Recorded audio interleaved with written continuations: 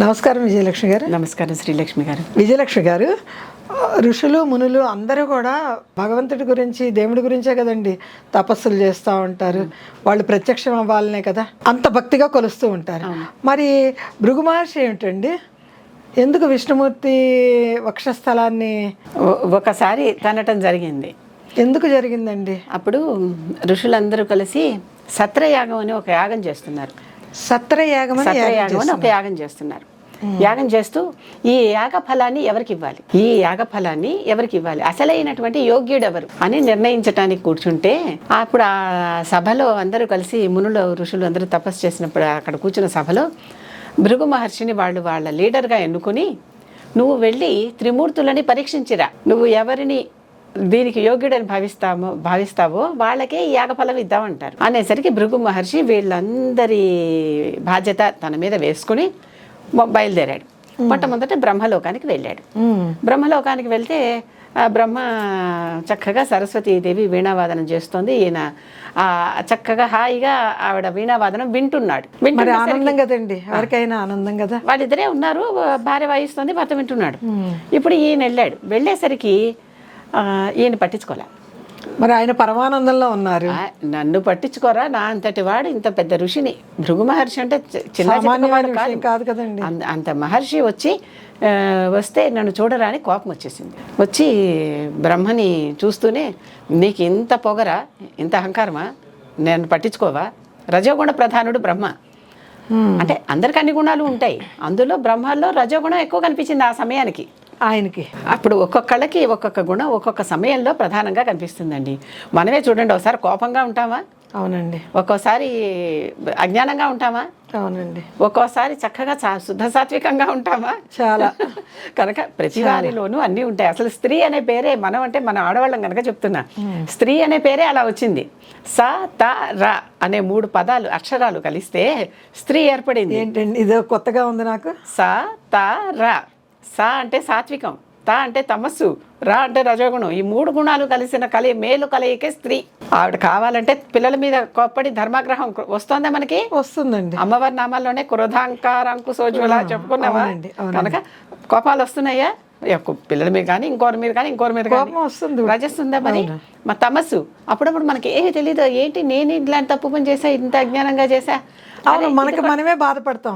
అయ్యో ఈ తప్పు పని చేయకపోతే బాగుండేది కదా. మరి తమస్సు ఉందా? ఉందండి. అలాగే మనం ఎన్నో రకాల పనులు అందరినో శాంతంగా, శాంతము లేక సౌఖ్యము లేదు అని అనుకుంటూ ఎన్నో పనులు చేస్తున్నావా? సాత్వికం లేదా? సాత్వికము ఉంది, స్త్రీలో లేదేంటి? కనుక ఈ 3 గుణాలు ఉన్నదే ఆడది. అంతేకాదు ప్రతి వారిలోనూ 3 గుణాలు ఉంటాయి. ఒక్కొక్కసారి ఒక్కొక్కటి బయటపడుతూ ఉంటాయి. ఇక్కడ బ్రహ్మలో ఆయన రజోగుణం చూశాడు. ఏంటి నీకు ఇంత రజోగుణం, ఇంత అహంకారమా, నన్ను వస్తే గమనించకుండా అయ్యయ్యో అనేసి నీకు నుంచి ఇలాంటి వాడివి నీకు ఇంకా ఆలయాలు లేవు అని శపించాడు. వెళ్ళిపోయాడు, కైలాసానికి వెళ్ళాడు. అంటే ఒక త్రిమూర్తుల్లో ఒకళ్ళు గేమ్లోంచి అవుట్ అయిపోయారు. రెండో కైలాసానికి వచ్చాడు. వస్తే వీళ్ళిద్దరూ చక్కగా వాళ్ళ తాండవం లాస్యంలో వాళ్ళు ఉన్నారు. వాళ్ళని చూశాడు. ఎంతసేపు నన్ను పట్టించుకోరేంటి, పైగా అసలు నీకేమిటి ఎంతసేపటికి నీ గోల్ తప్ప, నీ మోహన్ తప్ప, నీ తమస్సు తప్ప నీకు ఇంకేమి లేదు. ఉన్నారు కదా. ఇంత అజ్ఞానమా, నేను వస్తే పట్టించుకోలేనంత అజ్ఞానమా నీకు? అక్కడ పరమానందము, ఇక్కడ పరవశము కదా. ఇలా ఉన్నావా?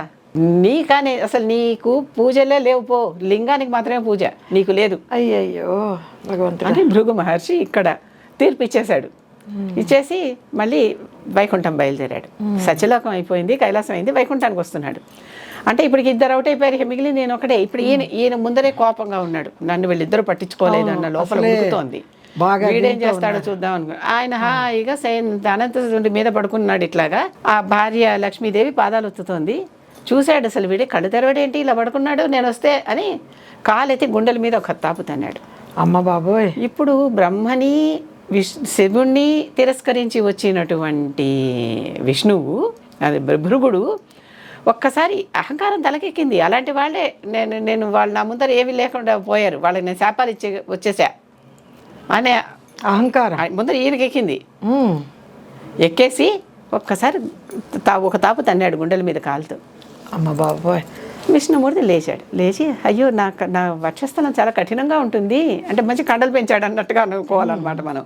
మరి ఎంతమంది అసురులను చంపాలి, ఆ బలం ఉండద్దు కనుక నీకు ఇక్కడ తన్నిందా కనుక అయ్యో నీ కాళ్ళు నెప్పెట్టింది ఇవ్వు అని కళ్ళు నెతికెక్కాయి అనే మాట వింటుంటాను చూడండి. అవునండి, ఇక్కడికి ఈయన కళ్ళు అరికాల్లో ఉన్నాయి. కళ్ళు నెత్తికెక్కలా, అహంకారంతో దిగిపోయినాయి అన్నట్టు. అంతే కదా, మరి అహంకారం దిగిపోవటానికే కానీ పైకెక్కటానికి కాదుగా. నిజమే కదా, అందుకనే కాళ్ళలోకి వచ్చినట్టున్నాయి అహంకారం. వస్తే కాళ్ళు నొక్కినట్టుగా తీసి అయ్యో నీ కాళ్ళు నొక్కుతూ ఉంటూ నీకేదో అయ్యింది, నా దెబ్బ తగిలిందేమో, నా వక్షస్థలం తాకి నీ కాలు అని చెప్పి ఇలా నొక్కాడు. నొక్కి ఆ కన్ను నొత్తేశాడు. కన్ను నొత్తేయంగానే అప్పుడు ఒక్కసారి ఆయనకి దిగిపోయింది, ఒక్కసారి వివేకం వచ్చేసింది, తెలివి వచ్చేసింది. అయ్యో నేనేమిటి విష్ణుమూర్తిని తన్నటమేంటి, మరి అంతే కదండి. నేను తన్నినా కూడా నాకు శాపాలు ఇవ్వకుండా నా కాళ్ళు వచ్చావు చూడు, నీకంటే సాత్విక స్వరూపం ఎవరున్నారు, నీకే మా సత్రయాగ ఫలం అని నిర్ణయించేశాడు. నిర్ణయించి విష్ణుమూర్తికి దండం పెట్టుకుని వెనక్కి వెళ్ళిపోయాడు. సత్రయాగ ఫలం ఈయనకి ఇచ్చారు, అది వేరే. ఇక్కడ లక్ష్మీదేవి కోపం వచ్చింది. మరి నేను కదా ఉన్నది అక్కడ, అవును కదా, అక్కడ నిన్ను తంతే నన్ను తన్నినట్టే.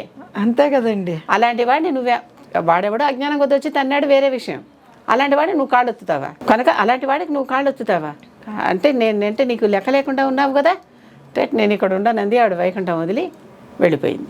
వైకుంఠం వదిలి వెళ్ళిపోయింది. మార్గశిర పంచమి నాడు మన తిరుచానూరులో మళ్ళీ లక్ష్మీదేవి అక్కడ ఆ కొలనులో వెలిసింది అని పద్మావతి రూపంలో ఆవిడ అక్కడ వెలిసింది పద్మం మీద అని కథ చెప్పుకుంటాం మనం. అక్కడి నుంచి తర్వాత ఆవిడ కొల్హాపూర్ వెళ్ళింది. కొల్హాపూర్ మహాలక్ష్మి మనకి అష్టాదశ శక్తి పీఠాల్లో ఒక దేవతగా ఇక్కడ. కానీ స్వామివారు ఎత్తుకుంటూ వచ్చారు కదా పాపం. మరి చెప్పా కదా, గుండె లేకపోతే ఆయన ఎట్లా ఉంటాడు, ఆయనకి కళ ఏది, జీవం ఏది, ఆయన హృదయం ఆవిడ కదా. అమ్మవారి కోసం వెతుక్కుంటూ భూలోకంలోకి కడప దేవుని కడపలో కాలు పెట్టి అక్కడి నుంచి లక్ష్మీ అని ఎత్తుకుంటున్నాడు. ఇది ఈ కథ. చూడండి, ఎక్కడి నుంచి ఎక్కడికి పురాణాలు ఆ రోజుల్లో జరిగినవన్నీ మన కోసమే కదా ఈ కథ కనిపిస్తుంది. వెంకటాచల మహత్యంలో మన కోసమే కదా, ఇంత జరగబట్టే కదా మనం హాయిగా తిరుమల వెళ్ళి చక్కగా స్వామిని అమ్మని పూజించుకొని వస్తున్నాం. ఇంత కథ జరగబట్టే కదండి. లక్ష్మీదేవి ఆయన గుండెల్లోనే ఉంటుంది, వ్యూహలక్ష్మిగా ఆయన హృదయంలోనే కదండి ఉంటుంది. కుడివైపు ఉంటుంది, కుడివైపు ఆవిడ ఆయన హృదయంలోనే ఉంటుంది కనుక మామూలుగా అమ్మవారు ఇది అయ్యవారు రెండు ఉన్నట్టు ఉండవు కాదండి. ఆయన ఎందుకు తన్నాడు అంటే పరమార్థం కలియుగంలో మానవులకి ఈ రకంగా చూపించాలని కదా కథ మారింది. ఏదైనా కూడా ఒకటి సంఘటన జరిగితే దాని వెనకాల పర్యవసానం లోక కళ్యాణం కోసమే అయి ఉంటుంది. దేవతలు చేసినవన్నీ అని, ఋషులు దేవతలు చేసినవన్నీ అని నమ్మాలంటే మనకు కనిపిస్తాయి అక్కడ ఉదాహరణలు. ఎంత చక్కటి విషయం అండి.